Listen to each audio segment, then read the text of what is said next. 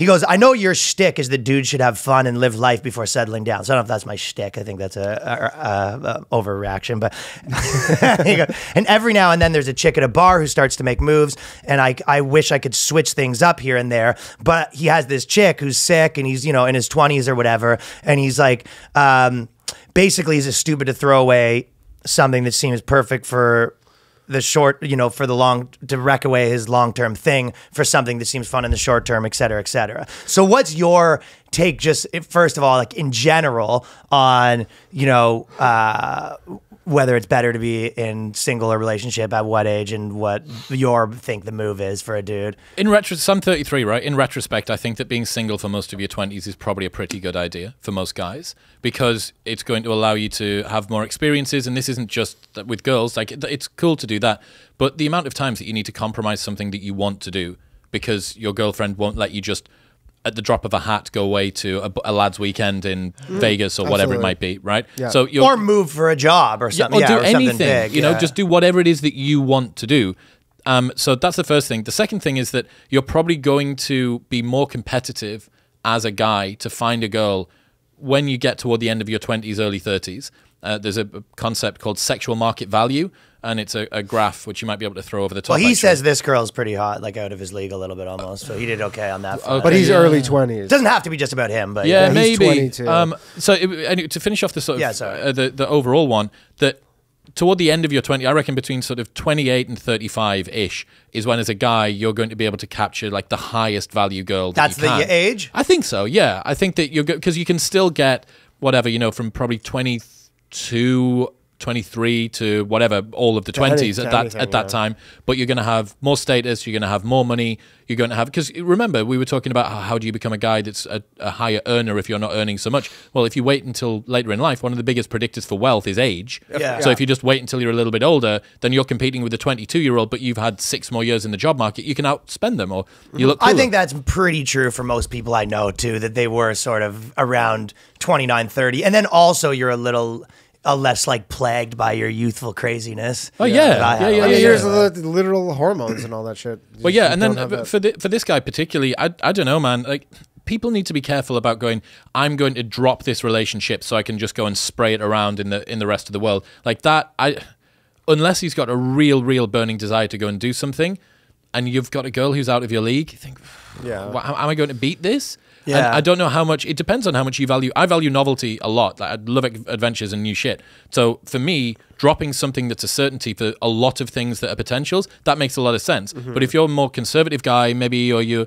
actually like the idea of just settling down and everything being chill, then go for that. Yeah, what are your goals, right? Yeah, precisely. I will say too, someone who's 22, because we get these questions sometimes, and I find now more than ever, the odds of someone who's currently 22, be forever with this person. Like, you meet people and you're like, the odds of this, just regardless of how you feel about anything, are low. Yeah. Just the amount of people I've known who are like, any friends I have, like who they were with when they were 22, are they still with them? It's well, like, we're godless city boys though too. No, right? I'm talking about my friends from like high school and stuff. Like, you know, I know 2 people who are with the same person they were with when they were 22. It ends up being a cost-benefit analysis, right? Yeah. Like, what have you got now? What would you get if you got rid of this now? What's the opportunity cost of being in this relationship? And if the opportunity cost is, I'm a semi-professional hockey player who wants to go and really make a go of it, but my girlfriend won't move with me, so I need to make a choice between my fucking passion in life and my relationship. You go, well, dude, this is obvious. 22, your relationship's probably not going to last.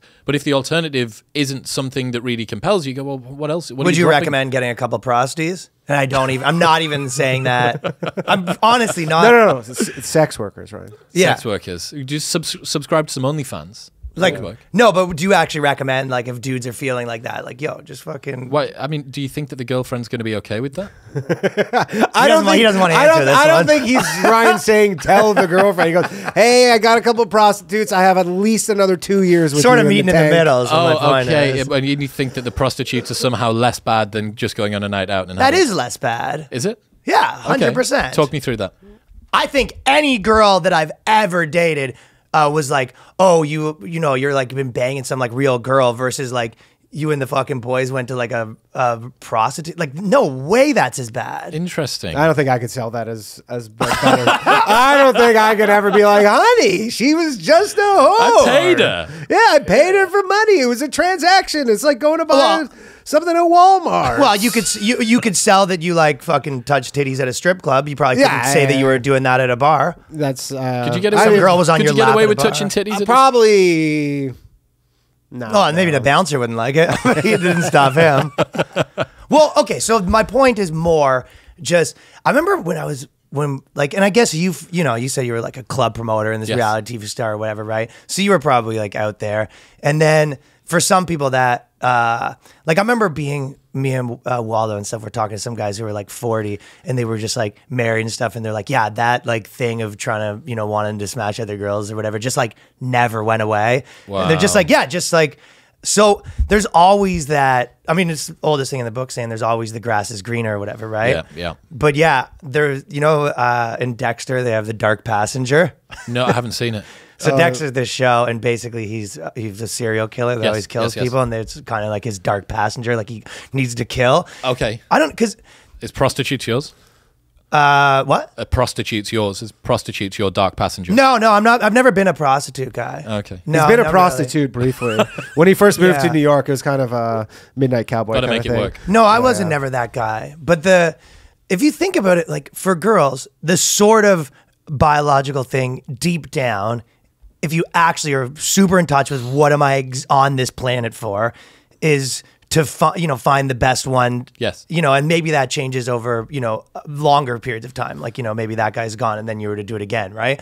But for guys, it really is the biological thing is spread it as much as you can. Yeah. So it's almost like sometimes I feel like you get away from that, but it's like the more in touch with myself I am, the more I feel like I'm feeling that again. You know what I mean? Well, I mean, you have that animal brain, like that whole biological essentialism part of you that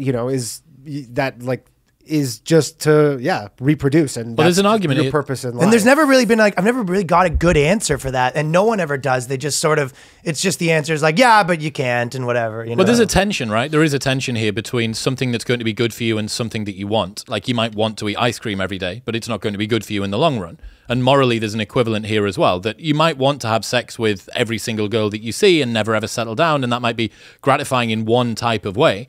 But also there are other things that that would be better for you in the long run. Again, going to the gym. I choose to go to the gym as opposed to stay on the couch. I want to stay on the couch, but I know that long term I'll get... It's a difference between happiness and meaning, right? So you can be happy with something that's fleeting and more like hedonistic, but you can also find meaning in something. And there's a tension between these two. And that is the thing. Okay, what do I want? Do I want to have a relationship long term? And again, this is why it's easier, I think, to be single throughout your 20s and maybe into your 30s as well, because you can kind of at least tick off some of those boxes. Yeah, exactly. So I got this buddy who was big into pickup artistry, and what kind of hat did he wear? Those guys are so funny. it's fucking What was hilarious. that? There's a guy. I have another podcast that I started. Does he do magic? And there was a guy who called in last night, and he said his big thing for instead of the hat for his picking up chicks. He's a pickup artist? No, he's not a pickup artist, but he was telling me how he met he called into the show, and he was telling me how he met his girlfriend, and that those I don't know who makes them, but the glass boot that like you drink beer out of, whatever. From Beer Fest. For Beer Fest, exactly, from Beer Fest. So he said his thing was he would bring one to the bar with him, and then he would be drinking out of this boot all night, and he's just like, everybody keeps coming up to me all night. What's up with the boot? Then what's up with the boot? And he's like, you're right. It's what are you peacocking? It's his peacocking thing. It's his weird thing, and everybody's like, "What's up with the boot? Where'd you get this boot?" And it was kind of instead of the hat, but it was way better because people see the hat and they go, "Oh, this guy's a fucking." I weirdo." always do Donald Duck it at the bar, no pants, just a shirt on, and then the girl's like, "What are you doing?" You go, "Well, hello." So my friend's big into pickup artistry, and I'm like, dude, you're fucking committed to this. Like you're really, really spending a lot of time. Corny ass thing to fucking be committed to. Well, and I'm like, he says, yeah. My future wife really better thank me for going through this. I'm like, okay, you're gonna have to explain to me how fucking all of these women is going to be to the benefit of your future wife. Right. He says, well, when I'm 45 and walking down the street with my 2 dogs and 2.5 kids and my wife, I don't want to see a Brazilian chick and think, I wonder what it's like to fuck a Brazilian chick. I want to have ticked off every single one of my sexual quirks. And I do think that there's something to be said with that. Like a midlife crisis is basically unrequited life experiences. Yeah, but could you not say that? Okay, so I guess it depends on how you consider it. Because if you go, if you looked at that, like for example, a drug or something, you aren't actually better off to fucking tried heroin necessarily. You know what I mean? So some things, you know, smoking or whatever, it's But not you like, might- oh, good thing I went through my thing and smoked. So if you were like, oh, if you're getting into this like pickup artist thing where a big part of what you're fueled by is like the main thing that is your like feminine attention. yeah, that's the main thing that like fuels you. Like that does change your like body chemistry, and I don't think it's not necessarily better. I think I've met a lot of people that you go even when they got obsessed with girls or girls that get obsessed with boys, you go that person was better when they were 17 before they were in this world before they were that. Well, that guy's also presupposing that will be his life and that this current way he's living Isn't gonna just continue he's forever. Just, he's banking that one day he's going to say, oh, that's the last box. I got it all out of my system. Yeah, because you don't Let me get it out go of your find system, my you wife miss and do it. that. Do you think that there's Yeah. well, would you not say that there's a case for someone that wants to go traveling, right? That wants to go and see a bunch of countries, settles down young with a family, and then later in life feels regret about the fact that he never got to go and see what Thailand's like or what Bali's Absolutely. like or any of that stuff. Oh, Thailand for sure he regrets. Those ping pong shows. Woo-wee. And I think that there's an equivalent here as well. Absolutely. Yeah. And I mean, if you have such a strict plan where you say, yeah, I'm going to hit here and then Yeah. start on the Threesomes and foursomes yeah, and you know, Japanese fart porn and Yeah, it and doesn't- then now I'm going to be like in wife mode, family mode. Yeah, and I'm just yeah, gonna yeah. I think switch it is like hard that. for most people like he's quite manage. autistic, which probably Yeah, helps. yeah. Yeah, you have to be a little. Yeah, it's hard for a lot of people to manage the toxic version. But I think you are right even with meeting a family or whatever. Just having, I honestly felt like I replaced a lot of my, and not just girls, just destruction period, like having to fucking, you know, going to bars, getting in fights, you know, getting kicked out of places, just always trouble, you know what I mean? All that stuff. And He was with when we girls, went to university. He was banned from every bar. Why? For what he's saying right now. Dude, I'm not kidding. I was banned. There was, I think, 20 bars, and I was two of them. There was 3 bars that were owned by one person. Yeah. But so maybe like 9 establishments total. I was banned from every single bar, and Fuck. and then I was banned. I was allowed at the campus bar for a while, and then I got kicked out of there. Brass taps. Just a lot of different things. I remember the one they let me back into Trappers, and this was after a guy I knew because I was, you know, whatever from the band and stuff. A guy knew the guy, and he said he would let me back in. And then the night that I got back in, we got in a big fight and went through their glass window, like the big front window. And the guy just came out, like, see, and he goes, "Really? Like, are you fucking out? Are you serious?" Like, it was fucking. But to some degree, I feel like I've funneled so much of that stuff into comedy or whatever. And you are, I mean, all of it at the end of the day is chasing, what do you call, it's not adrenaline, chasing, you know. Dragon? No, I guess, but Like what's the the heroin? dragon? Like what's the chemicals when you feel something like Endorphins. endorphins or something. Yeah, like chasing those or whatever. But I think you can get that same endorphins and the same if you have the need to like just, I don't know, fucking for chaos or some sort of version. Like you can find a positive Is that you, version Merchant of that. of Chaos? Ryan Long, Merchant of Chaos. Well, you're making, yeah, it's it's he corny when was. you say that, but it is, I do have that where that goes back to the liberal conservative personality that the guy that you're on tour with that's been banging on the groupies. No, but do you know the thing where certain people are better at, like the liberal personality, you want to like build stuff up, and the other people are better at like maintaining. Like, you know, a lot of ways I've always felt like that with everything. It's like very fun to like build, and then once something's going, you're kind of like, all right, like what's new? What's next? Yeah. Yeah, well, You know. that's like that pioneer mindset that all guys have, I think. Yeah. All guys want to know what's new. And that's precisely the how do you say, the magic of going on a night out and getting with a chick. It's not necessarily about who she is. It's about the conquest. It's about feeling like, oh, this was new and different, and I don't know if it's And going to it's happen. about- Challenging. Yes, I don't know if And- it's going to happen. and maybe a win, right? Like I feel like it's like if you become a gym guy, you know what I mean? Where that, like, you know, that thing where it's like, okay, if I didn't do anything else, I went to the gym today. Like, and you, that does keep you on track. Yeah. I feel like some guys replace everything with girls where it becomes, okay, fucking all this stuff's falling apart, but I did like take down a girl Fucked this tonight. chick last night. Yeah. Yeah, exactly. So that part is kind of in order or Everyone's something. got their comfort blanket. Yeah. It's a comfort. It becomes a comfort blanket, and there's better ones. than probably like the toxic ones, I guess, right? Yeah, I'd say so. Yeah. Like, I mean, it's probably sex is better than drugs, but yeah, there's some people who are pathologically like, just like workers and stuff, and Yeah. But you see this with people, right? The people that used to have one type of addiction, then they'll become an ultra runner or whatever. And you go, well, this is still an addiction. You just managed to repurpose the addictive part of you into something that society thinks, and probably everybody thinks, is less bad than taking drugs. Yeah, 100%. Yeah, there is probably, I feel like I'm always like, get more obsessed with the structural components because that's why those are the ones that are easier to fix. So it's like that idea of if you are in a relationship and everyone else is doing this thing and you're like, am I missing out on that? That could easily be solved by, having a social circle that's a little older than you, maybe, for example, right? Maybe you hang out with like your work friends instead of, your college party friends who are on that circuit. Because being around, it's kind of like when I stopped being in a band, like I wanted to be the guy that was like, okay, that's in the past, I move forward.